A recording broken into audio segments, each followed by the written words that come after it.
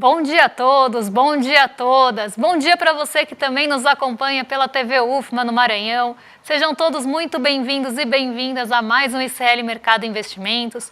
Hoje, terça-feira, a gente vai falar de vários assuntos importantes. Vamos continuar analisando a PNAD trimestral. Dessa vez a gente vai olhar para outros recortes trazidos pela pesquisa. Mas a gente também vai falar de endividamento, vamos falar de inadimplência, dados da Serasa aí, relativos ao mês de março. E temos outros assuntos também para tratar com vocês. A gente vai falar de siderurgia, vamos falar de arroz. Mas antes de tudo isso, André, bom dia, como você está? Bom dia, Débora, bom dia a todos os nossos telespectadores. Vamos detalhar mais a PNAD então para vocês agora. A gente vai falar e como que está a situação do desemprego por idade. Os jovens estão sendo muito afetados e tem um aumento considerável entre as pessoas mais jovens. Vamos detalhar isso. Vamos falar também por nível de instrução, que mostra aí uma estrutura do mercado de trabalho ainda bem complicada, ainda mais desigualdades que a gente deve enfrentar, mais desafios. Vamos falar da notícia da siderurgia aí, que o BNDES vai fazer um aporte bem considerável aí para o setor nesse momento, mas já vamos passar então para a agenda, né? Não temos tempo a perder, então já vamos ver o que o nosso telespectador vai enfrentar durante o dia, né, Débora? Hoje agenda esvaziada, tanto aqui no Brasil como no exterior.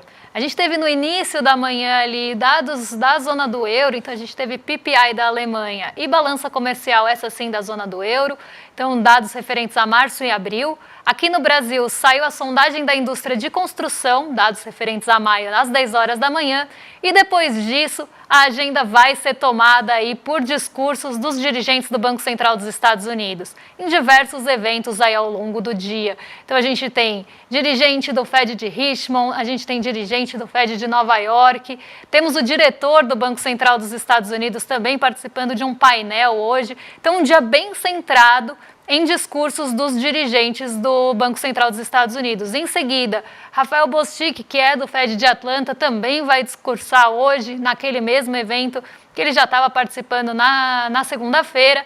10h30 saíram dados de arrecadação federal de abril, esse dado a gente vai trazer para vocês amanhã, e aí a gente tem Banco da Inglaterra e outro aí discurso do presidente do Fed de Atlanta. Então a gente tem uma agenda hoje muito centrada na política monetária dos Estados Unidos, não muito diferente do que a gente viu na semana passada, mas essa agenda está ganhando peso, né, e todos esses discursos ganham mais peso, principalmente em um dia que a gente não tem indicadores importantes que possam conduzir aí o desenrolar do dia. Então a gente tem uma centralidade muito grande e isso deve ganhar uma magnitude ainda maior nesse dia mais vazio aí, principalmente depois das declarações da semana passada. Vamos então agora falar aí sobre nosso giro de mercado. Vamos começar aqui a notícia que a gente sempre fala aí todo dia, recomendo todo dia aí, para você já saber o que aconteceu já, o que pode acontecer, quais são as previsões aí que tem. Mas a gente tem a Débora aqui, vai falar desse dia aí marcado, né? Mais uma vez, o famoso dia da marmota, não tem nada, então daí o que acontece? Falas de presidentes do Fed, todo mundo fica ansioso e até chegar a próxima reunião, vai ter todo esse lenga-lenga de novo, né? Exatamente, e essa semana a gente não pode esquecer que sai a ata da última reunião de política monetária dos Estados Unidos. Essa ata sai amanhã, na quarta-feira. Então a gente tem uma grande expectativa pelo que vai ser dito ali na ata, mas também tem essa expectativa por sinalizações dos dirigentes do Banco Central. Isso porque na semana passada a gente teve ali um caminhão de areia sendo jogado no mercado. As falas dos dirigentes, elas acabaram ali trazendo muita incerteza em relação à condução de política monetária dos Estados Unidos, sobretudo o início de corte nas taxas de juros por lá, e isso acabou trazendo um sentimento ali de mais cautela, um sentimento maior de aversão ao risco, favorecendo mais a renda fixa. Então foi uma semana ali que, principalmente no fim da semana, a gente teve essas falas de dirigentes jogando água mesmo no chope do mercado. No começo dessa semana, a gente tem o mesmo comportamento, porque ontem a gente teve alguns dirigentes também se pronunciando e todos eles se mostraram muito incertos e muito ali não confiantes de que a inflação vai chegar à meta de 2%, e que vai chegar com tranquilidade. Então isso, mais uma vez, trouxe ali um aumento nos rendimentos dos títulos de dívida dos Estados Unidos e só a Nasdaq conseguiu sustentar aquela alta que a gente viu de manhã. Tanto o Dow Jones quanto o S&P tiveram muita dificuldade. O S&P ainda conseguiu ficar no terreno positivo, muito perto do 0 a 0, mas o Dow Jones foi para o terreno negativo ao longo do dia. Então, essa incerteza em relação à condução da política monetária dos Estados Unidos está mexendo aí muito com a expectativa do mercado para a renda variável. E aí as bolsas como um todo estão sofrendo, e a nossa bolsa brasileira também. Mas isso é assunto para daqui a pouquinho, porque agora a gente vai falar do fechamento da Ásia, que também teve um impacto aí de todo esse imbróglio em relação a taxas aí de juros nos Estados Unidos. Eu coloquei o Hang Seng para vocês aqui na tela, porque o Hang Seng ele é uma bolsa, um índice, na verdade, muito intensivo em tecnologia e acaba absorvendo um pouco mais desses impactos quando a gente tem, né, esse aumento de expectativas de juros, porque o setor de tecnologia acaba sendo ali muito sensível a esse tipo de movimento. Então, hoje o Hang Seng caiu 2,14, mas os juros dos Estados Unidos não foram aí o único fator que acabaram aí, que acabou mexendo com a bolsa. A gente teve, junto a isso, a perda, né, ou perda do fôlego, ou até a redução do entusiasmo dos mercados, principalmente mercados ligados à China, e o Hang Seng ele tem ali incorporadoras chinesas na composição. A gente teve aquela perda do entusiasmo em relação aos estímulos. Então, isso acabou perdendo gás, né, perdendo a força e acabou também impactando as bolsas asiáticas. E alguns fatores locais também acabaram mexendo com os mercados hoje.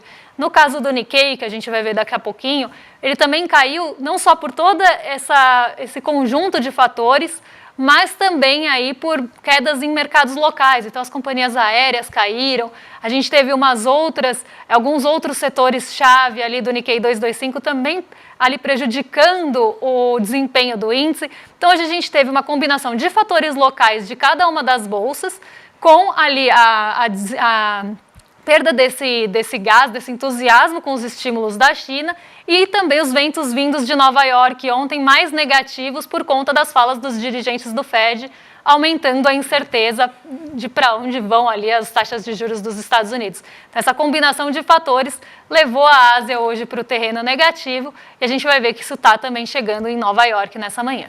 Vamos então agora para o Brasilzão, né, que semana passada saíram os dados da PNAD, a gente falou já um pouco sobre esses dados aí, referentes à disparidade que ainda existe em relação à cor e ao sexo, né? A gente mostrou aí semana passada que uma pessoa preta e parda, ela teve aumento das suas desigualdades no mercado de trabalho em relação a pessoas brancas, e que mulheres também tiveram um aumento da desigualdade em relação a homens, né?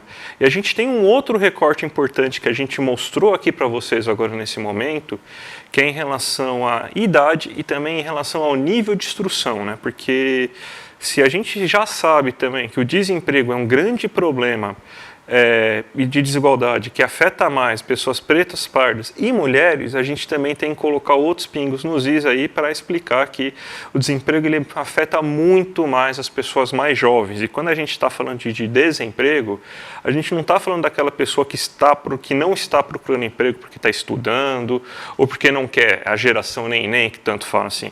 Esse desemprego aí que a gente está vendo, por exemplo, de 30,2% de pessoas entre 14 e 17 anos são de pessoas que estão procurando emprego. Então, você tem um acesso ao primeiro emprego muito dificultado aqui ainda no Brasil. E foi o que mais aumentou nesse primeiro trimestre aí do ano de 2024, porque a característica que a gente teve aí justamente do desemprego formado aí nesse primeiro trimestre é aquela característica sazonal que a gente sempre observa, que são de vagas temporárias informais sumindo, né? E o mercado se formalizando, geralmente, a partir agora de abril, deve começar a ocorrer esse movimento, né? E a gente vê aí que o desemprego aumentou mais justamente para as duas primeiras faixas de renda, duas primeiras faixas de idade, perdão. O desemprego agora entre pessoas com 14 a 17 anos está em 30,2% e entre 18 a 24 anos tem 16,8%. Muito maior, por exemplo, do que a média brasileira, que é em 7,9%. E por que aumentou? Porque são essas pessoas mais jovens, com menor nível de instrução, geralmente instrução média, que acabam entrando aí nesses mercados de trabalho aí temporários, né? Às vezes as pessoas querem uma renda extra para poder continuar o estudo sem grandes problemas, para conseguir formar uma certa poupança, para conseguir ter mais fôlego nos estudos, na sua faculdade, e teve então, por causa desse tipo de sazonalidade, a gente teve isso. Mas mesmo sem essa sazonalidade, a gente vê uma disparidade muito grande. A partir só dos 25 anos de idade, que a gente vê que as pessoas já conseguiram entrar no mercado de trabalho e ficam mais consolidadas aí no mercado de trabalho. Então, o desafio do primeiro emprego ainda é muito elevado, muito elevado.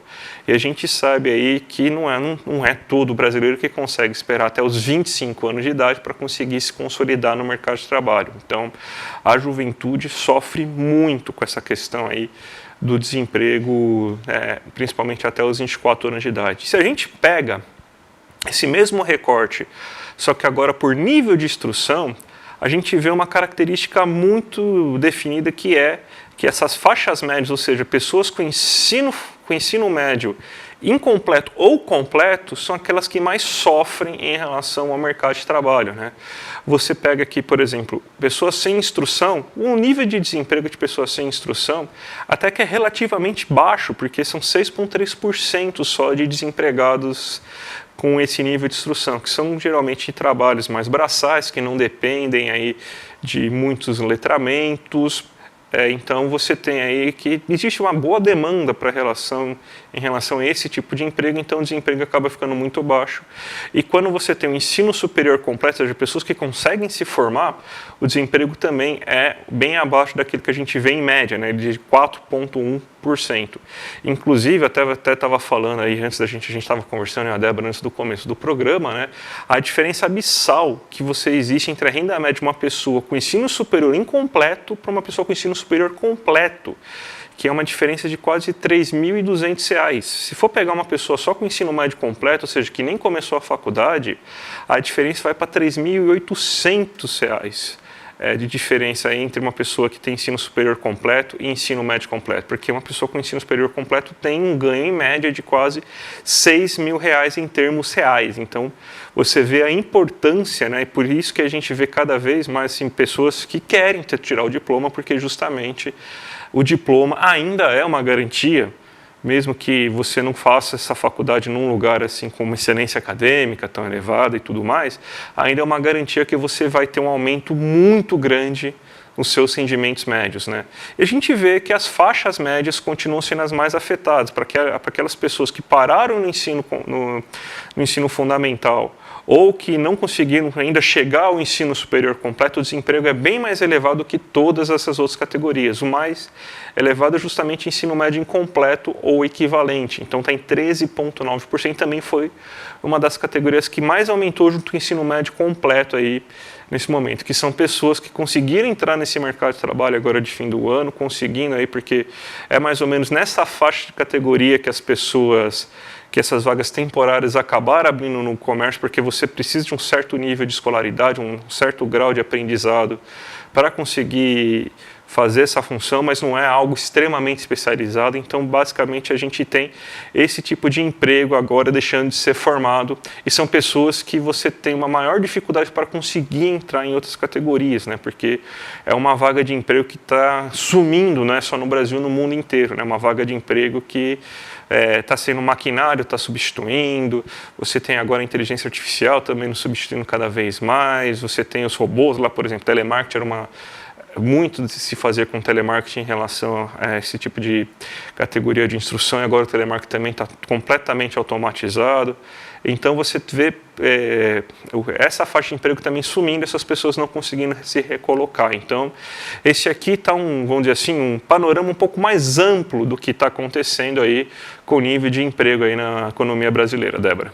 Mais um retrato aí, um recorte, né, das desigualdades aqui do nosso país. Mas vamos continuar aí na esteira das nossas notícias, porque a gente também vai falar aí com vocês de endividamento, porque saíram dados da Serasa que mostram, né, como é que foi o comportamento do endividamento do brasileiro e da inadimplência do brasileiro no mês de março, com base também naqueles dados que saem das estatísticas de crédito, que também são referentes ainda ao mês de março. Então, quando a gente olha dívidas por segmento, então comparação fevereiro com março aí que vocês estão vendo na tela, nos 2 meses e de forma gritante, a maior dívida dos brasileiros é dos bancos e bancos/cartão de crédito. Então, a gente está falando aí, basicamente, né, do grande endividamento da população brasileira está no cartão de crédito e dívidas com bancos. Praticamente 1/3 aí do endividamento vem da categoria de cartão de crédito. E aí, quando a gente pensa, né, nas taxas de juros dos cartões de crédito, a gente vai entender, né, com isso. 1/3 da população tem endividamento no cartão de crédito, vamos pensar assim, ou bancos e cartão de crédito de uma forma geral. Quando a gente olha as taxas lá do Banco Central desse tipo de segmento, desse tipo de modalidade de crédito, as taxas de cartão ali são também muito exorbitantes, elas são muito acima da média, né? Tem até com média ali do rotativo de mais ou menos 400%, a gente está falando de uma média entre todos os bancos e todas as emissoras de cartão, mas tem aqueles que têm taxas ali acima de 1000%. Então aqui não é só um endividamento grande, né, uma parcela de endividamento, mas com taxas muito altas. Em seguida, no mês de março, quem ficou no segundo lugar aí no maior endividamento por segmento dos brasileiros foram utilities.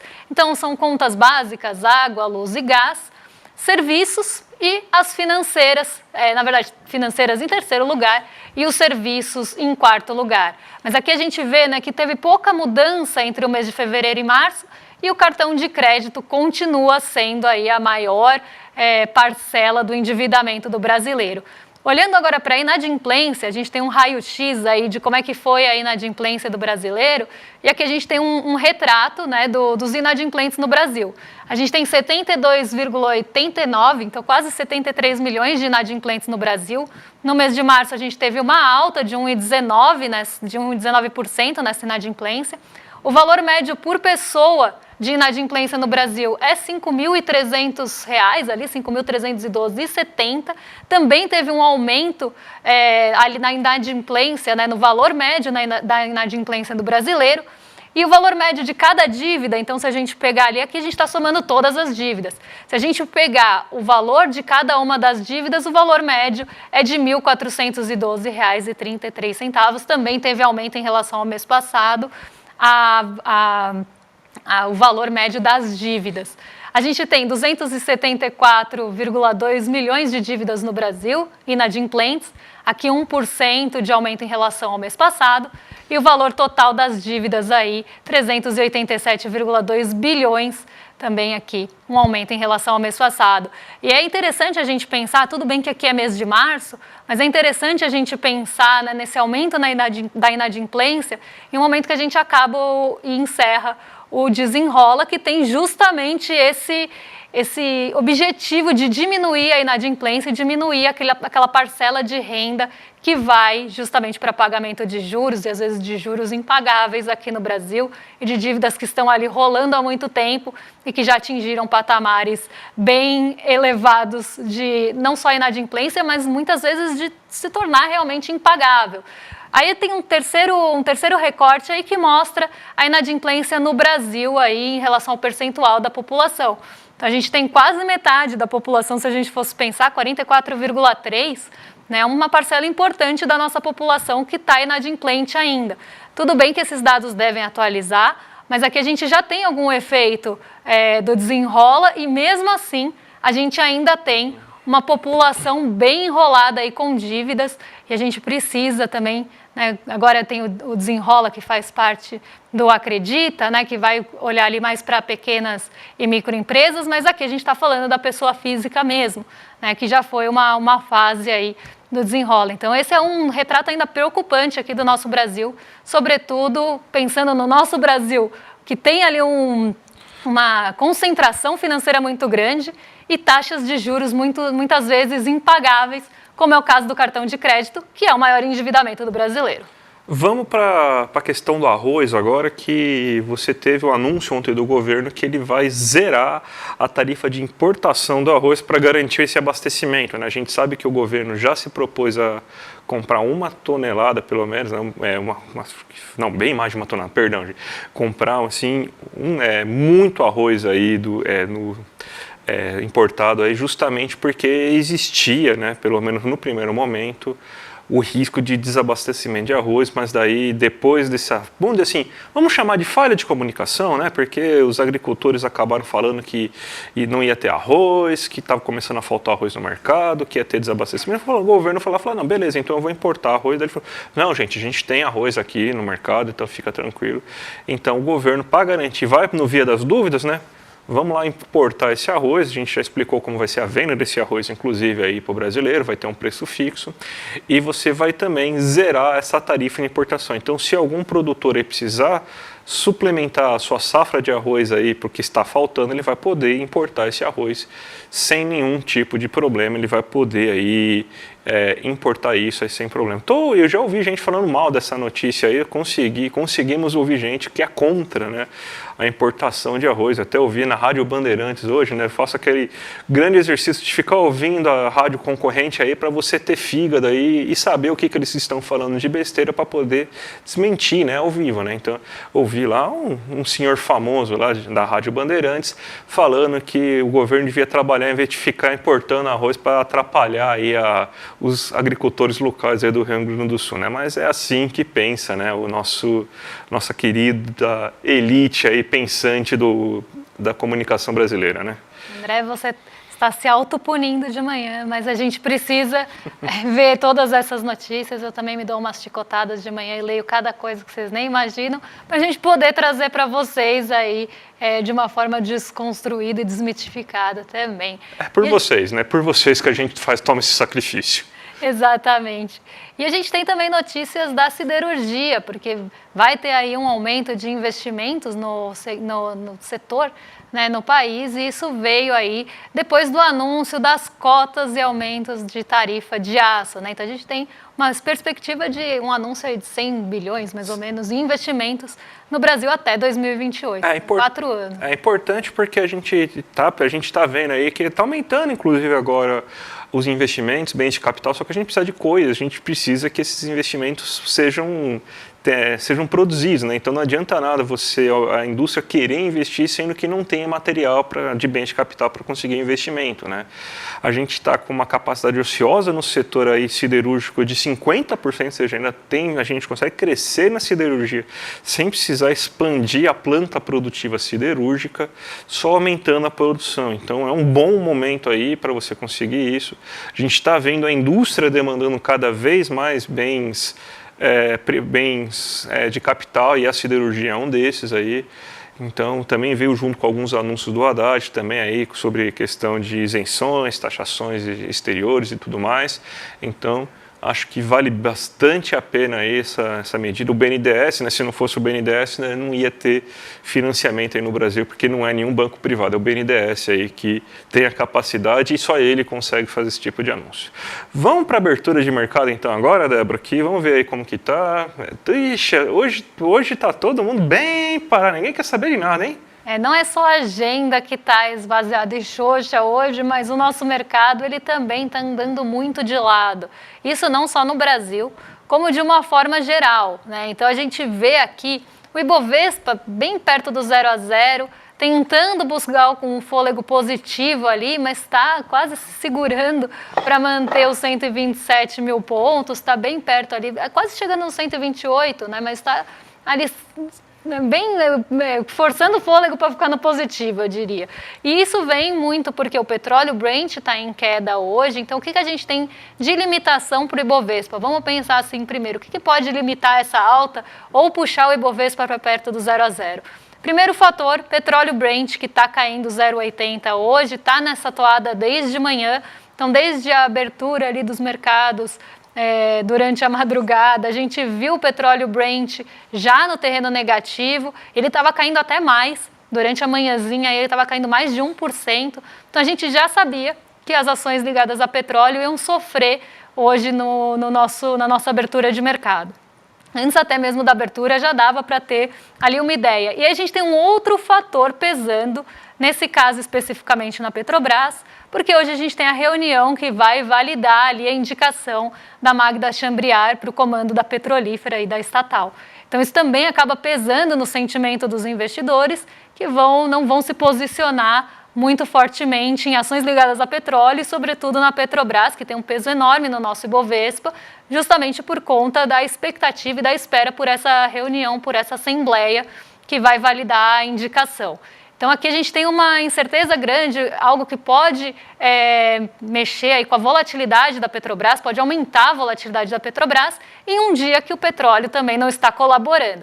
Então, isso pode reduzir esse ímpeto positivo que a gente está vendo aí, que está bem fraquinho. A gente tem um outro fator que pode puxar para o sentido contrário, não só anúncios aí em relação a investimentos em siderúrgicas podem ajudar ali o mercado de mineração e siderurgia a tomar um pouco mais de fôlego e conseguir tomar impulso para ajudar o Ibovespa, mas também a gente teve alta no minério de ferro em Dalian, na China. A gente teve, apesar ali da perda do entusiasmo com o mercado setor imobiliário chinês, o minério de ferro continuou subindo por lá e isso acaba trazendo um fôlego para o nosso Ibovespa ir para o terreno positivo. Em Nova York, as bolsas elas também estão muito andando de lado e a gente tem um fator bem importante que a gente não pode esquecer, que amanhã sai a ata da reunião de política monetária e essa ata está sendo bem aguardada em uma semana, na verdade 2 semanas, que os dirigentes do Banco Central não param de falar e que estão ali mexendo muito com as expectativas em relação a juros futuros. E aí a gente tem as treasuries hoje caindo. Em uma véspera de ata do FONC, né, que é o Comitê de Mercado Aberto dos Estados Unidos, a gente tem uma redução do rendimento dos títulos de dívida dos Estados Unidos, porque nos últimos dias eles subiram muito e acabaram ali atingindo um patamar que se espera que ele vá voltar a reduzir. Mas isso ainda depende muito dos pronunciamentos que vão vir ao longo do dia, porque pode reduzir, inclusive, essa queda.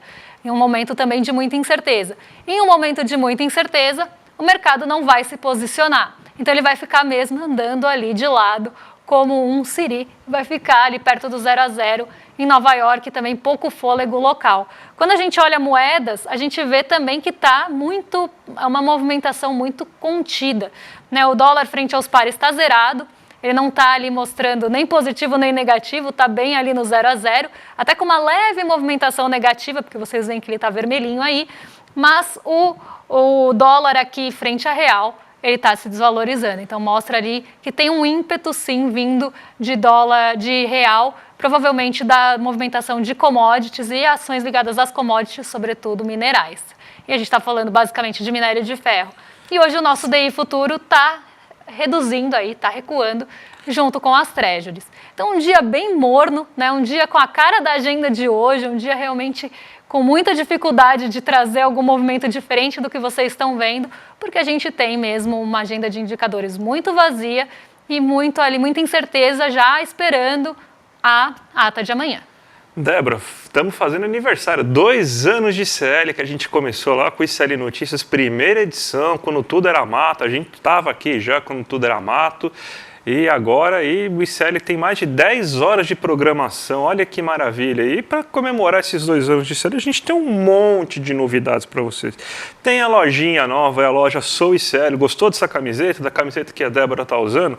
Entra lá na loja aí para você conseguir comprar os nossos produtos. Para quem for assinante, tem o dossiê Marielle aí que está mostrando todos os bastidores da investigação, com diversos repórteres, já está disponível na plataforma do ICL, mas só para quem é assinante. A gente também vai ter uma aula com Evgeny Morozov, que fala das Big Techs, então também está disponível já na nossa plataforma de ICL. E o curso com o Rodrigo Viana, que vocês veem aqui todo dia aí no ICL Notícias segunda edição. Está fazendo um curso exclusivo aí de Lula Bolsonaro e de volta a Lula aí, guerra de informação no Brasil, vale muito a pena. E além disso, né, quem é membro do ICL já está aproveitando aquele bate-papo que a gente está tendo todo dia. Ontem foi o William De Luca com a Heloísa Vilano. A gente tem hoje a Gabriela Varela com César Caleron. Quarta-feira, Roberta Garcia e Chico Sá. Quinta-feira, Cristina Sá e Jorge Misael. Sexta-feira, Chico Alves e Lindener Pareto. E na próxima segunda, eu e a Débora vamos estar nesse bate-papo. Então, todo mundo que se inscrever aí durante esse período que a gente está fazendo essa comemoração vai ganhar aí alguns brindes para quem se virar membro solidário. Então, você ainda não faz parte do ICL, aproveita aí que tem bastante brinde para vocês, ó.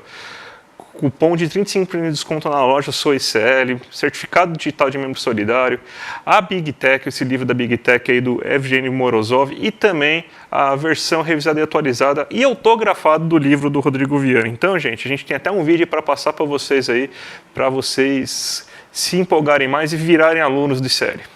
Não tem vídeo. Ah, não tem vídeo? Acabei de ser avisada que não tem vídeo.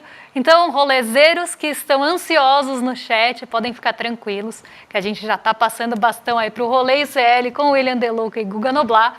Fiquem em excelente companhia. E amanhã a gente está de volta para trazer as atualizações aí do mercado financeiro, o que está acontecendo com a nossa economia do mundo. Um beijo para vocês e até amanhã. Até amanhã, gente. Tchau, tchau.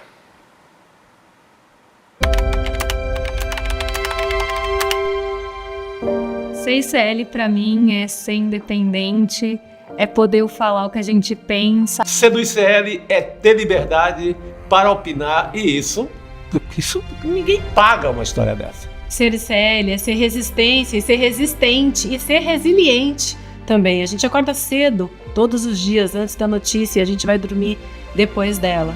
O ICL faz um trabalho fundamental para colocar os pingos nos is, para colocar as verdades nos seus devidos lugares. Não é só combater a fake news, mas de levar comentário, uma apuração de um outro lado da notícia que, inclusive, a grande mídia não cobre. Então a gente sempre fala a verdade acima de tudo, doa quem doer.